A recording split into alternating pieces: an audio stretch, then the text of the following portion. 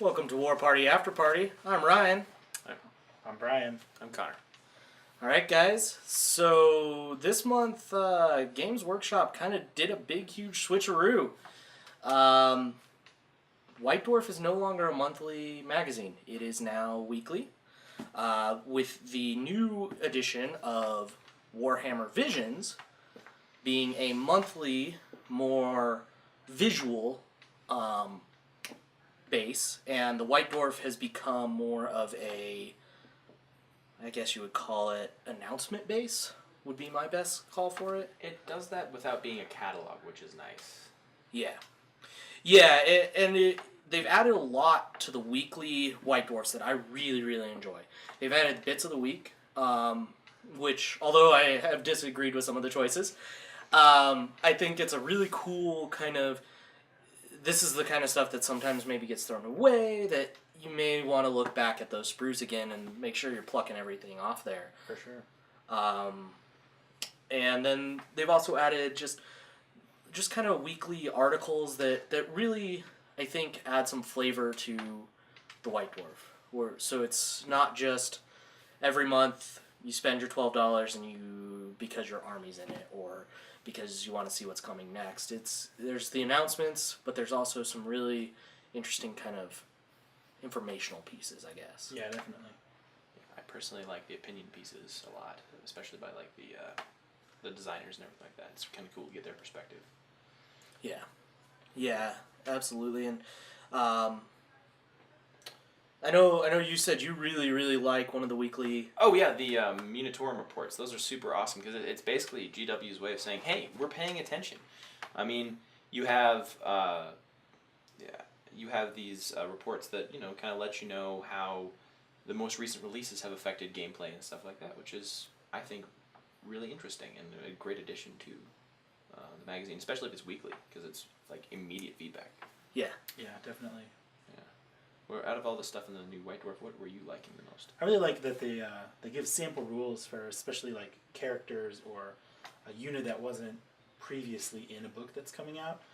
Just because it kind of generates some excitement of that new book coming out. You get an idea of how some of that stuff's going to work, which is kind of cool. And along with that, I mean, you have this weekly model now where the Army book, in this case this month, the Army book came out a week after a new character did. So realistically, you could have been playing with that character that came out a week before based on his rules that were in the White Dwarf. Yeah. Which is really interesting, and it's really neat that they kind of give you the ability to do that rather than just giving you this new character that, you have to make him count as something else. Yeah. Until you get this new book. And I really like the way that they eased that transition. Right. Because it used to be you got the White Dwarf, a week later you got everything dropping. Yeah. It's still that way, but you get models. This way they have a mechanism so that they can release models that aren't in the book right now in the first week. And then if they follow suit, they're going to release the book the next week. I also really like it too because, so in issue number 2, there's a character in there who's not previously in the book, and now you can see his rules to see if it's something that fits into your playstyle and whether it's going to be something you want to include in your collection or not. And that's kind of cool rather than, oh, cool, I bought this new guy when he came out with the book, and I don't really like the way he plays, so now he's just going to sit on my shelf. So that's kind of cool to see that from GW, kind of some pre-planning can be done at this point. Plus, it helps drum up excitement for the Army book you're going to buy. Right. I mean, if you have a little piece of it, it'll probably play a little bit differently because rules are revamped according to the stuff in the other parts of the Army book. So it's kind of cool to be able to kind of get that, you get more of a taste of the new flavor of your army. Yeah, absolutely. Yeah, and I also like, from a collector's standpoint, the weekly releases. I think this controlled weekly release is really nice because that doesn't mean on the first weekend of the month I'm dropping tons of cash to pick up a new army. I can pick up throughout the month a little bit here, a little bit there, because there's always the issue of you just can't, you either have to pre-order or you have to wait a month. Right. Because things just sell out. I mean, especially with this, I would guess the dwarves are going to be fairly popular. Yeah. And Definitely. so I know it's an army that a lot of people were, I can't wait for dwarves to get updated. Can't wait for dwarves to get updated. And now they're getting updated, so it's just going to be a rush of people trying to get these new models. Yeah, which is nice because that means for someone like me who's just getting into dwarves, I can buy the army book one week and I can buy the king another week and not worry about not being able to get those for some extended amount of time. And Right. I really like that. As far as you to acquire an army and also budget for an army. Yeah. Yep. And then the other cool addition to the Games Workshop lineup of literature, if you want to call it that, is the Warhammer Visions. I think it's fantastic, albeit lacking words. It's really fun. I like to be able to look through and see these gorgeous models. I know I was talking to some other friends about it, and they really like that there is more in depth and more detailed paint splatter in there. Yeah. Pretty much the whole Tyranid army is featured in this one as far as how to paint them, which is really neat. I think that's really a awesome option that they have now. Absolutely. One thing that I especially like is you get a differentiation of content. In the old White Dwarves, you had a bunch of pictures mixed in with a lot of text. So a lot of time, I just look over the pictures first, and then I'd slowly kind of absorb the text over as the month went. But it required me reading the White Dwarf over and over again. In this new format, I can get a weekly article that gives me the condensed, more wordy format. And then at the end of the month, you get this blast of painting and modeling and everything that you would normally look at initially when you bought the White Dwarf. So really you're getting both, you're getting the same experience, but it's just broken up into two different ways. And I think that it works out really well, especially seeing as this book has, a huge amount of content. Yeah. So.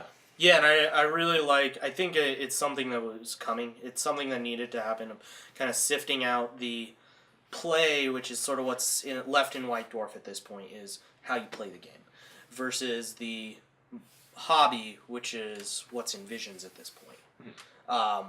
It makes it really nice and stratified, so you don't have just this muddled kind of mess every month. You get a whole lot of play and a whole lot of hobby. Mm-hmm. Yeah. Yeah, and despite, Visions seems to be getting some heat on the internet, there seems to be a lot of people complaining about the lack of words. But at the same time, GW, when they announced it, they were like, this is going to be pictures. Yeah. And that's what I really love about it. I love the fact that it's just 200 pages of really awesome pictures and cool just dioramas of how the models are working together and all that kind of stuff, because sometimes words just aren't very much fun. Well, they say pictures and how many words there were. Yeah. It's sort of like the Playboy of the Warhammer. Yeah. It's just you don't read it for the article. Flip through it and just scroll over the pictures. Absolutely, and there are some. I don't know. I know that we differ in our opinions here, but I am a fan of Blanchitsu's section, and I'm glad he has his own little section. It's kind of I really like his art style, and it's kind of an homage to the earlier White Dwarf. Yeah. And it's not that I dislike that section. I think it's awesome, and he does great conversion works. I just don't necessarily like the way he paints them. Okay, gotcha. Yeah. I think I'm really excited to see how they're going to keep up this weekly. It's obviously more content than what they were doing before, more articles, that sort of thing. But they seem to be meaty articles so far. Yeah. Granted, we are 3 weeks in at this point. They're meaty articles. Hopefully they can keep that up. They're introducing new rules, new ways to start games. It seems really cool with the weekly White Dwarf, and then the Visions is just giving you just the visual feast of a lifetime. Mm-hmm. It's gorgeous. I have it on my desk at work, and I just flip through it. Yeah. I can't wait until I have a few of these, because I'll just have that much more when I'm starting up a new army or something like that to draw ideas from. Yeah, definitely. Because eventually it's going to be like next month will be 400 pages of content, and however much it'll all add up to the point where there'll be a lot of opportunity to gain inspiration. Yep, absolutely. All right, guys. Well, I think that wraps it up for us here at War Party After Party. Yeah. I'm Ryan. I'm Brian. And I'm Connor. Remember, guys, never throw a dwarf.